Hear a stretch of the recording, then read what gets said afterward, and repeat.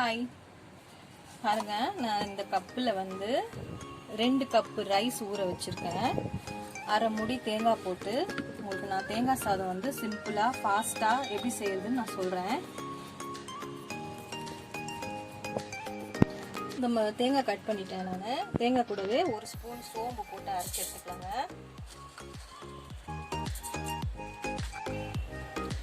1 spoon நெய் விட்டுக்கலாங்க. ஒரு 2 ஸ்பூன் அளவுக்கு நம்ம தேங்காய் எண்ணெய் விட்டுக்கலாங்க.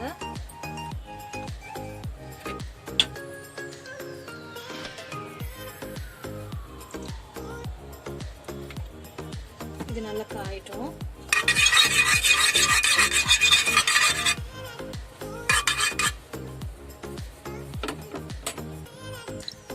கொஞ்சமா சோம்பு போட்டுக்கலாம். பச்சை மிளகாய் போட்டுக்கலாம்.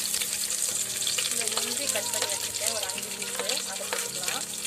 பாருங்க, நம்ம நான்வெஜ்ஜுக்கெல்லாம் சேர்ந்து அந்த பட்டை லவங்கம் இந்த ஏலக்காயெல்லாம் வச்சுருக்கேன், போட்டுக்கலாம். ஒரு வெங்காயம் கட் பண்ணி வச்சுருக்கேன், அதையும் போட்டுக்கலாம்.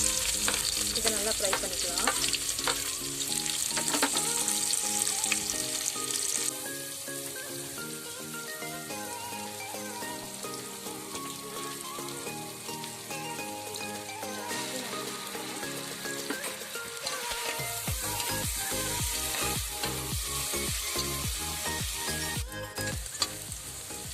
பாருங்க, நல்லா ஃப்ரை ஆகிடுச்சுது.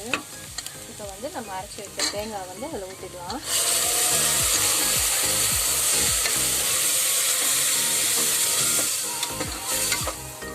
கொஞ்ச நேரம் இதை ஃப்ரை பண்ணலாம். நம்ம கறி லீஃப் கூட வேணும் போட்டுக்கலாங்க.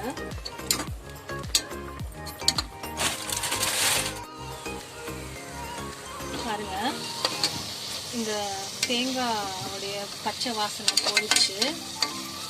இப்போ வந்து நம்ம இதில் ரைஸ் போட்டுக்கலாம்.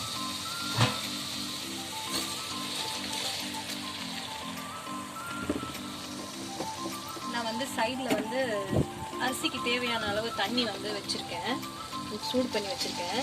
அதையும் ஆட் பண்ணிக்கலாம். சால்ட் கூட ஆட் பண்ணிக்கலாங்க.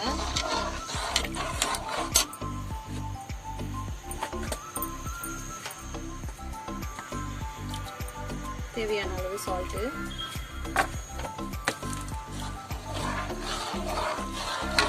இதை மூடி போட்டு வச்சுக்கலாம்.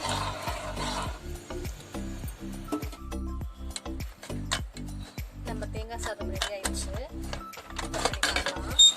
பாருங்க, ரொம்ப சூப்பராக ரெடி ஆயிடுச்சுங்க. நல்லா இருக்குங்க.